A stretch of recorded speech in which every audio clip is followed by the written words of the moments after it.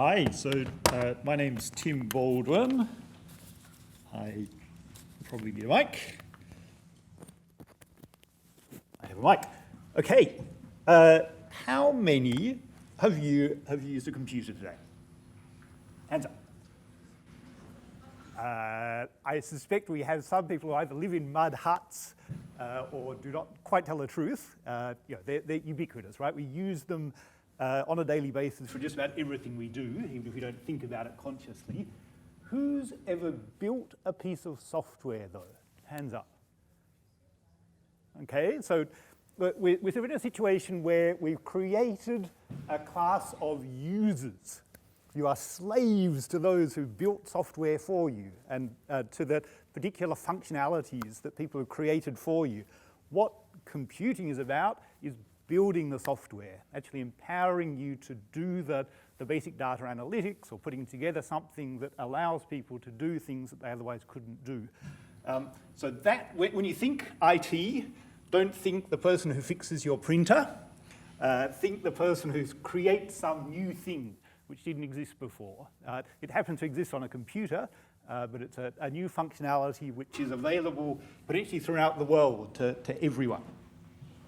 Okay, so where is this used? Well, it's used everywhere. Let me instead perhaps talk about what the first unit in the computing major, Foundations of Computing, Comp 10001, is all about, because I suspect most of you actually have no idea what studying computing is all about. And I would have been the same. When I started the Bachelor of Science here, I won't tell you when, it was a long time ago, I was actually the youngest of four, the little boy in the family.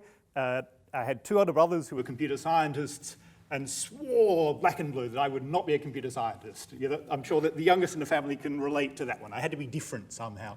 Until I did that one unit of computer science, that fateful mistake in my Bachelor of Science degree, because I had a space there. I really wanted to do genetics and maths, and similar to many of the other stories, it opened my eyes to the fact that actually it was a completely different thing to what I thought it was. I'd got the bug by the end of the second week, I suspect, of the subject, and the rest is history, I guess. So what do you actually learn? You learn a skill. You learn knowledge, yes, but you learn a very, very important, very high utility skill in terms of actually being able to not just use other people's software, but do novel things on the computer. Have it answer to you rather than answer to someone else in terms of what utility they have created, what piece of software they've got you to use. Okay, and that has utility across the board. You'd be well put to find a science now which isn't, not entirely, but in large part driven by computation. So it's not just something where, it sits at the periphery of science. It drives a lot of science nowadays. Think about physics without computation. Think about engineering without computation. Think about the earth sciences without computation nowadays. There are just so many things we wouldn't be able to do without computers. Okay, so what do we learn in Comp 10001? So you learn to code. We teach you the Python programming language, which is a scripting language. And one of the great benefits of that is that single subject, even if you decide you don't want to go on, hard to believe really, but with your computing studies, you have a very valuable skill which you can use throughout your life in terms of doing some data analytic task or putting together some basic web app or whatever it is you need to do as a physicist or a biologist or an earth scientist or whatever it is. So I'd suggest it's a very good complement in that sense. Jobs galore.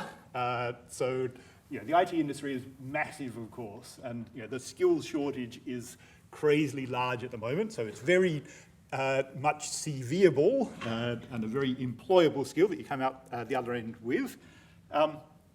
For those who've done coding before, so for those who've had some computing experience, we don't require that you sort of learn from scratch with everyone else. So for those who haven't, we assume nothing. We take you from square one all the way through. So don't feel that, but I've never coded before. I'm I'm too dumb for it, or I don't get it. Well, no one gets it at the start. And that's our job to make sure that you do get it. For those who have coded before, though, there are options to leapfrog the first subject so that you're not sort of held up in your studies. That's generally for people who've sort of done a reasonable amount, who are sort of reasonably mature coders. And there's something called the programming proficiency test that you can sit to allow us to sort of gauge where you're at, to sort of get you into the second unit, which tends to be a better place for you if you've really done quite a bit of coding. If you're interested in that, come and talk to our staff at the expo later this afternoon. What else did I have in my slides? Information technology, yada yada. Coding is telling a computer what to do, you being the master rather than the slave to someone else's software, and really what you spend a lot of your time doing, particularly in Comp 10001, but if you go on beyond that, is building things. It's a lot of very practical problem solving of I've got this particular thing I need to do, whether that's some examples of things that we had for projects last year where we did a big bushfire simulation, we did a simulation of the Cambridge Analytica attack, privacy attack, if you know anything about US presidential elections. We invented a card game and had a big tournament where everyone built a player in software and sort of played them off against each other, and sort of had lots of fun analysing different strategies that worked. So, and very open-ended, that's the thing. You have this skill and you apply it in all sorts of different ways. No coding experience required, lots of options coming out of it. Final warning, it is addictive. You have been warned. Thank you.